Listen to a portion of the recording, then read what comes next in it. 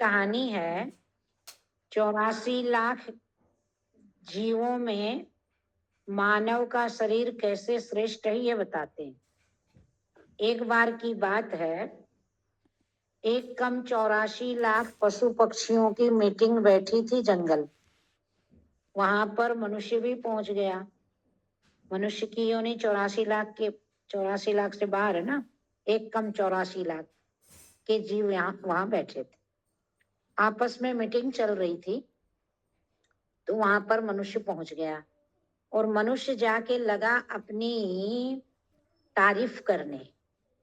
मनुष्य ने कहा, देखो देखो मेरी आंखें कितनी सुंदर है, कोई रात में देख ले अचानक तो वो भयभीत हुए बिना नहीं रह सकता।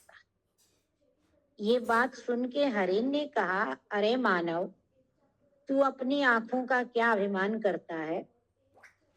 हमारी आंखों से स्त्रियों को उपमा दी जाती है, मृगा नयनी। कोई मनुष्य लोचनी तो नहीं कहता है। मनुष्य ने सोचा, बात तो ये ठीक कह रहा है। फिर मनुष्य ने कहा कि देखो, मैंने ऐसा विमान तैयार किया है जिसमें महीनों का सफर दिनों में, दिनों का सफर घंटे में और घंटे का सफर मिनटों में तय हो सकता है। चील ने कहा, अरे मानव, क्या बड़ी बात है। और उससे मनुष्य बोला, उससे आकाश की सफर सैर हो सकती है। चील ने कहा, कौन सी बड़ी बात है?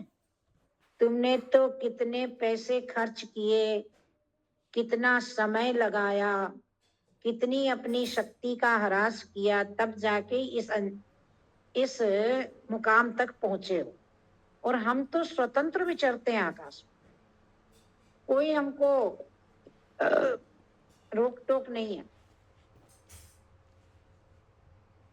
और साथ में चींटी बोली हम तो और भी आसानी से जाते हैं। बोले कैसे? बोले देखो, तुमको तो यदि भारत से बाहर जाओ तो वीजा बनाना पड़ता है, पासपोर्ट बनाना पड़ता है। और हम क्या, हम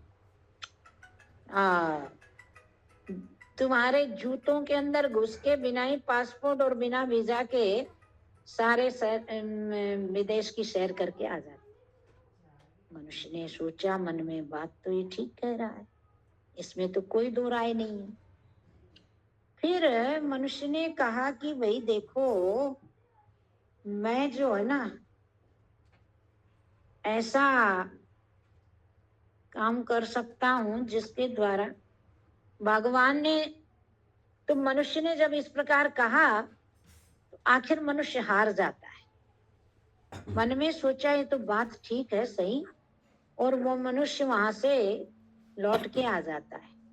तो इस कहानी का आशय क्या है कि मनुष्य को भगवान ने क्यों भेजा दुनिया में?